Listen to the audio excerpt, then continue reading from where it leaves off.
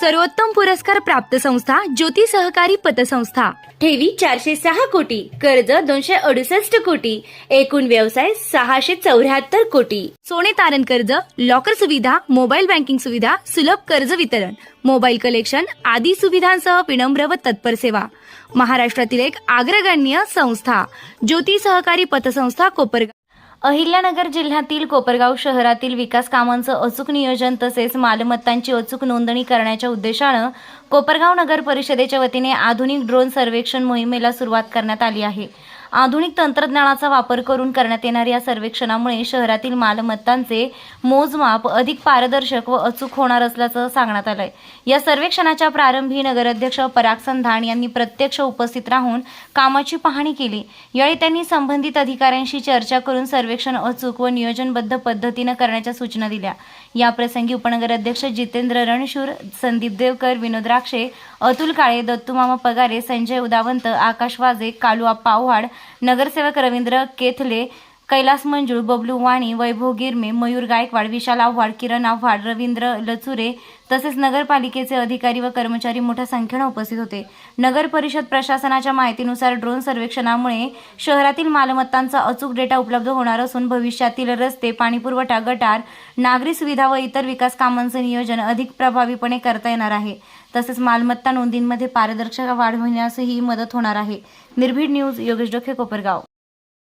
महाराष्ट्र शासनाच्या वैशिष्ट्यपूर्ण योजनेतून साधारण 72 लाख रुपये मंजूर होऊन हे ड्रोन मॅपिंगनी आपल्या शहराचं सर्वेक्षण होणार आहे। या सर्वेक्षण मध्ये प्रत्येकाच्या प्रॉपर्टीचं मोजमाप होणार आहे का जेणेकरून ती प्रॉपर्टी आरसीसी आहे, पत्र्याचं आहे किंवा कोणत्या प्रकारची प्रॉपर्टी आहे हे त्याच्यात आयडेंटिफिकेशन होणार आहे। आणि ह्या ड्रोन मॅपिंगमुळे शहराच्या सगळ्या आपण ज्या लेवल्स म्हणतो त्याचं पण मॅपिंग होणार आहे का जेणेकरून आपल्याला कोणत्या टाकीवर कोणता एरिया जोडायचा किंवा ड्रेनेजचे स्लोप कोणत्या बाजूला काढायचे या सगळ्या या मॅपिंग मधून आपल्याला माहिती मिळणार आहे।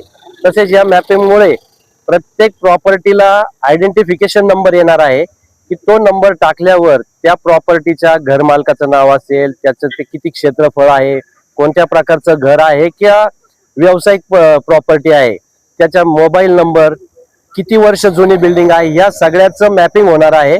आणि याने भविष्यात आपल्याला शहराला पण त्याचा फायदा होणार आहे।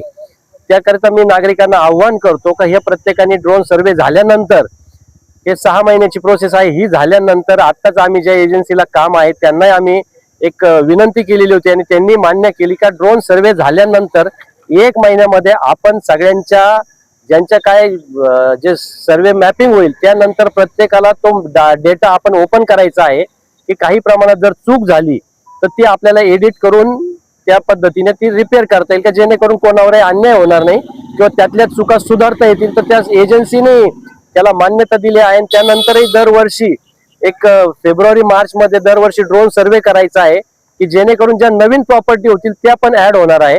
म्हणून मी परत एकदा नागरिकांना आव्हान करतो सर्व आमच्या नगरसेवक आणि नगरपालिकेच्या वतीने का ह्या ड्रोन सर्वेला आपण सर्वांनी सहकार्य करायचे आहे। जे ड्रोन सर्वे करणारे किंवा मॅन्युअली सर्वे करणारे ज्यावेळी आपल्या घरी येतील तर त्यांचे पण ओळखपत्र बघून त्या सगळ्यांना आपण आपली प्रत्यक्षात घराची माहिती द्यायची आहे। तरी एवढी आपल्याला सगळ्यांना विनंती आहे।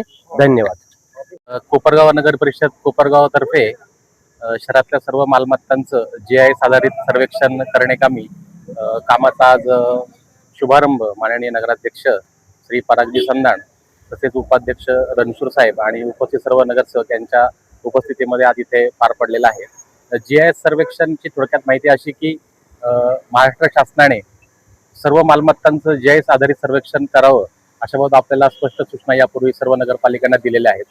त्याच अनुषंगानं जिल्हा वार्षिक योजना सर्वसाधारण वैशिष्ट्यपूर्ण योजनेअंतर्गत या कामासाठी 72 लक्ष रुपये इतका निधी कोपरगाव नगरपालिकेला मंजूर झालेला आहे। आणि त्या अंतर्गत येत्या 6 महिन्यामध्ये शहरातल्या सर्व मालमत्तांचं GIS आधारित सर्वेक्षण करून सर्व मालमत्तांचं GIS मॅपिंग हे लवकरच पूर्ण केलं जाणार आहे आणि हे काम यशस्वीरित्या पार पडलं जाईल याची मला खात्री आहे।